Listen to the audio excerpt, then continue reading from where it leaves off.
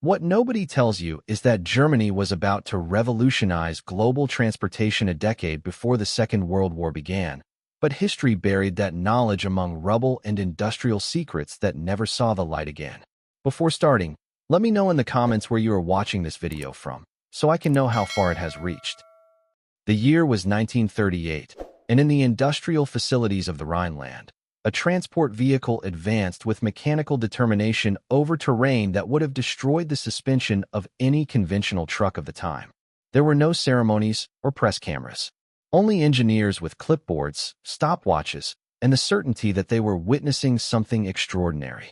That truck was not simply another iteration of a known design. It was the materialization of a new philosophy about how to move goods across entire continents. Its reinforced chassis withstood loads that would have collapsed its competitors.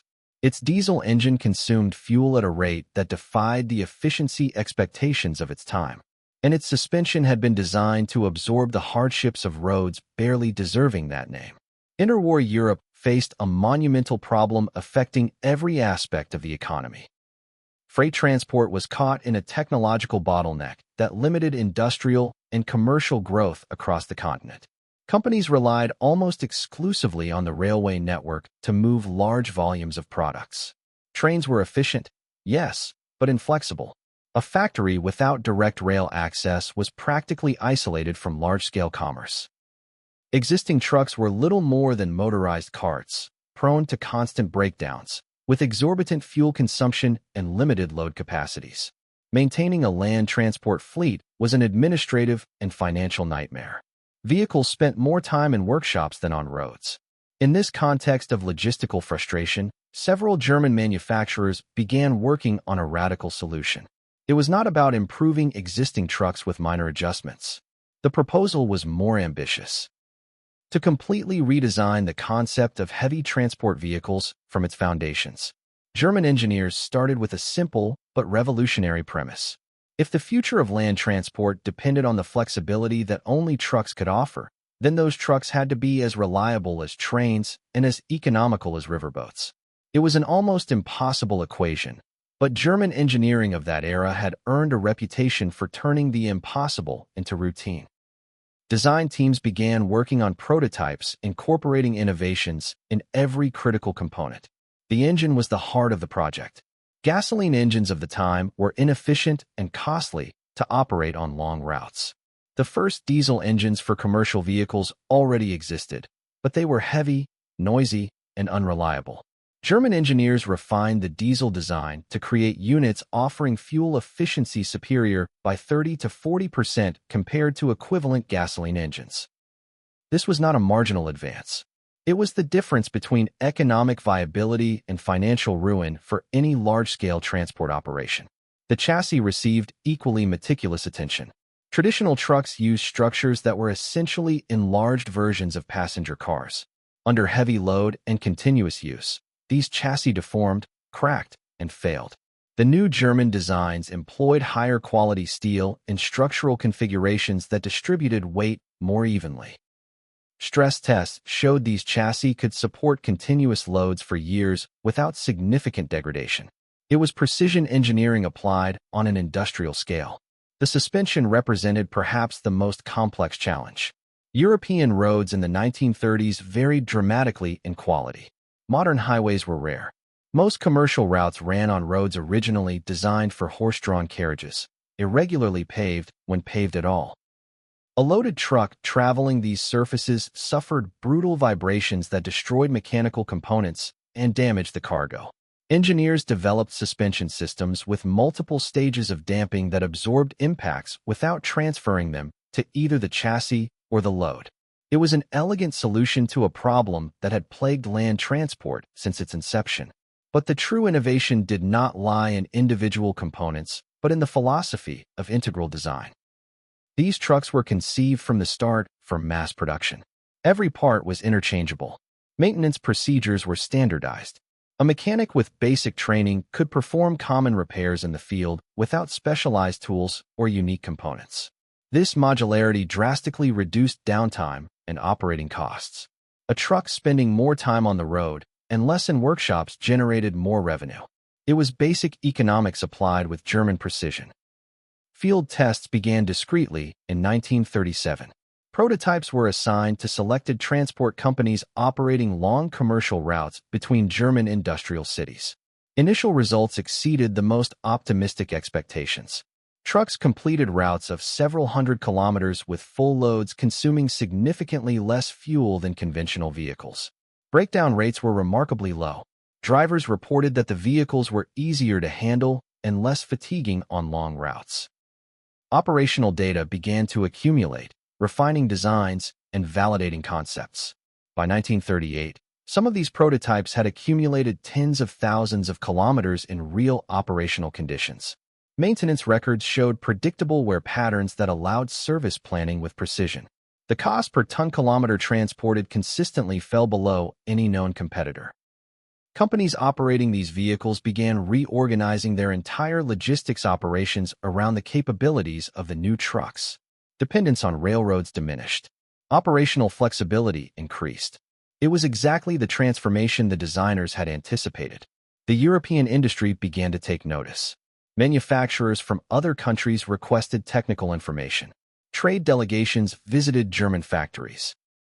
There was genuine interest in adopting these designs for licensed production in France, Italy, and the Netherlands. The ultramodern German truck was poised to become the continental standard for freight transport.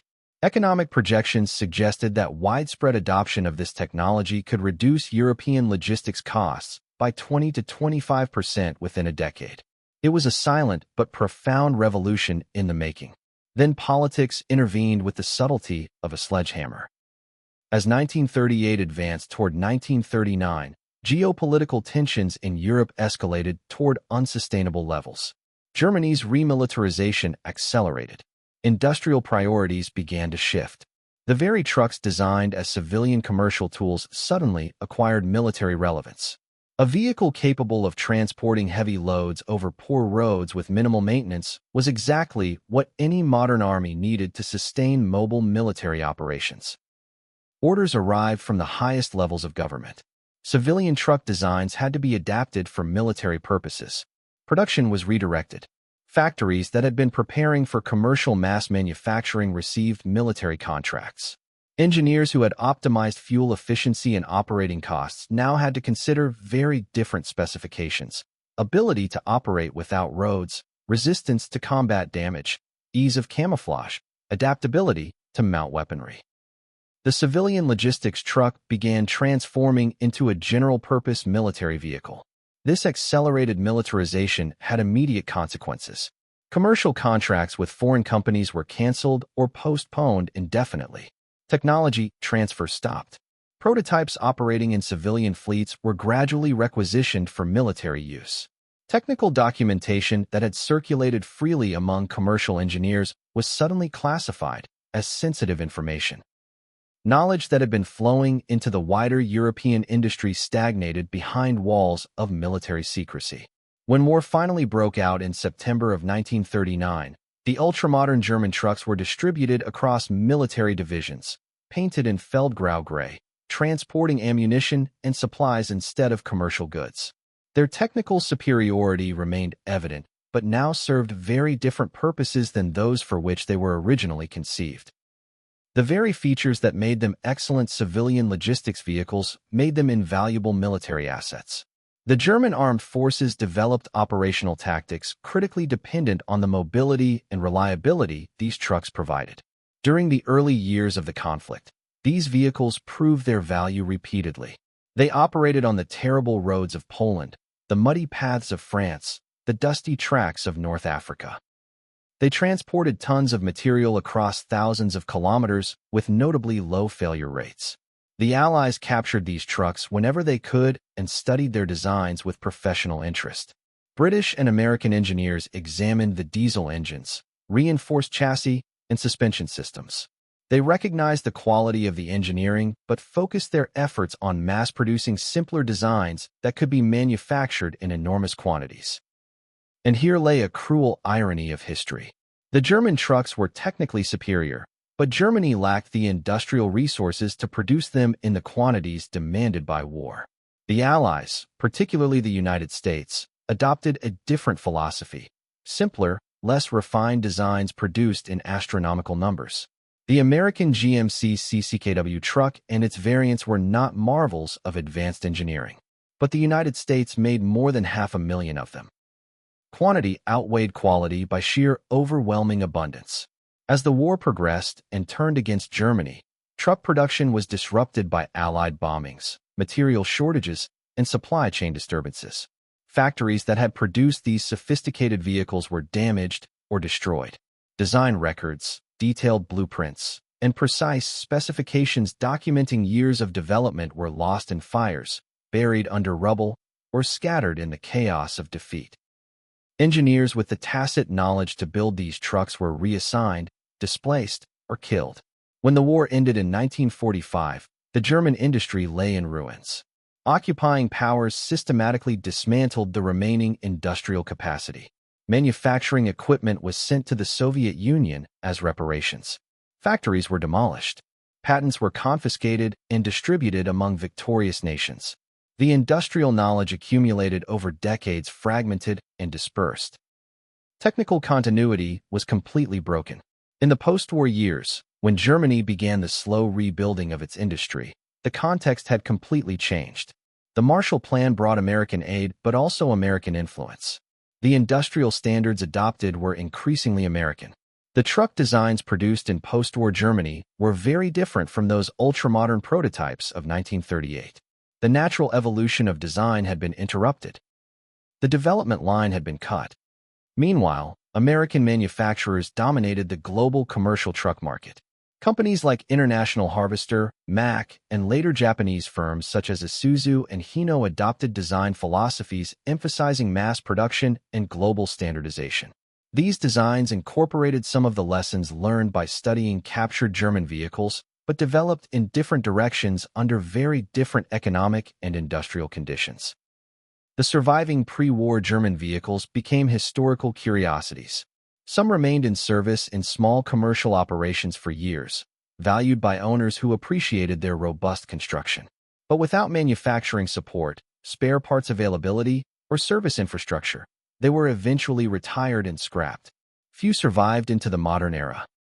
Those that exist today are in technology museums or private collections, silent testimonies of a road not taken in the evolution of land transport. What would have happened if the war had not intervened? It is a speculative question, but the technical data suggest fascinating possibilities. If the pre-war German trucks had continued their natural development and commercial adoption, Europe might have established significantly different logistical standards. Superior fuel efficiency would have reduced operating costs for decades. More durable construction would have extended the service life of commercial fleets. Design modularity would have facilitated decentralized maintenance. These advantages would have had cascading economic effects. Lower logistics costs meant lower final product prices. This would have improved the competitiveness of European manufacturing in global markets. Reduced reliance on railroads would have incentivized earlier road infrastructure development. Cities and towns without rail access would have been less economically isolated. The geographic distribution of industrial activity might have developed differently. There are also intriguing technical dimensions. German designs emphasized efficiency and durability over manufacturing simplicity. This philosophy could have set different technological development trajectories in the general automotive industry. Perhaps we would have seen earlier adoption of diesel technologies in commercial and passenger vehicles. Maybe vehicle construction standards would have prioritized longevity over planned obsolescence. These are speculations, but based on clear directions that technology was taking before the wartime interruption. It is also worth considering the long-term environmental impact. More efficient engines consuming less fuel per ton transported would have generated less cumulative emissions over decades of operation. More durable vehicles would have required fewer resources to manufacture replacements. In an era increasingly conscious of sustainability, it is ironic to recognize that some of these solutions existed more than 80 years ago, only to be abandoned due to historical circumstances. But history offers no alternatives. The ultramodern German pre-war truck vanished not because it was technically inadequate, but because the world chose war over commerce. The very industrial capacity that could have revolutionized civil logistics was consumed by military needs. The knowledge that could have improved the global economy was lost in the destruction of a devastating conflict. What remains are fragmentary records in industrial archives, some faded photographs, occasional mentions in specialized technical histories, and a few surviving physical specimens silently rusting in forgotten collections. They are relics of a future that almost was, tangible reminders that technological progress is neither inevitable nor linear. History can branch, regress, forget. The engineers who designed these vehicles worked with professional dedication to solve real transport problems. They sought neither glory nor historical recognition. They wanted to create useful tools that made logistics more efficient and economical. In that, they achieved technical success. That their work was later militarized, destroyed, and forgotten does not diminish the merit of their engineering achievements. It simply illustrates how greater historical forces can crush valuable innovations without regard for their technical merit. Today, when we see modern trucks traveling highways transporting goods across continents, we rarely consider the evolutionary paths that produced those designs. We assume current technology represents the natural and optimal development of decades of continuous progress. But reality is more complex. There were alternative paths, promising designs, innovations abandoned not for technical inferiority, but due to historical accidents. The German truck of 1938 represents one of those roads not taken. It was not perfect. Surely it had limitations and problems that would have emerged only with mass production and use. But it offered solutions to real logistical problems and showed development directions that could have significantly benefited global commercial transport. Its disappearance is a reminder that technology exists within social, economic, and political contexts. The best engineering in the world cannot survive if the structures that support it are destroyed. Technical knowledge is more fragile than we assume. It can be lost surprisingly fast when the institutions preserving and transmitting it collapse. It is also a lesson on how war distorts technological development. Innovations designed for peaceful purposes are appropriated for destruction. Industrial capabilities are redirected from creating value to producing weapons. Decades of progress can be erased in years of conflict. And when peace finally returns, the restart often occurs from different foundations, following new trajectories that diverge radically from what came before. For the few specialists who know this story, the ultramodern pre-war German truck remains a fascinating what-if. For the rest of the world, it is not even a footnote. It was forgotten so completely that its existence barely registers in standard historical narratives of transport or logistics. And perhaps therein lies the deepest lesson. The history we know is only one of many possible histories. The technologies we use, the systems we consider normal, the standards we assume inevitable, all emerged from contingent and historical processes that could have turned out very differently under altered circumstances. The German truck of 1938 reminds us that the future we live was not the only possible future. Germany could have redefined freight transport decades before that revolution eventually happened. The technical elements were present. The knowledge existed. The prototypes worked. But the world chose another path, one paved with political decisions prioritizing conflict over commerce, destruction over construction. Now, more than 80 years later, that ultramodern truck exists only in dusty archives and fading memories, a technological ghost of an era that promised progress but delivered war. Its legacy is not the millions of vehicles it might have inspired, but a silent question about all the valuable knowledge humanity has created and then carelessly destroyed throughout its turbulent history.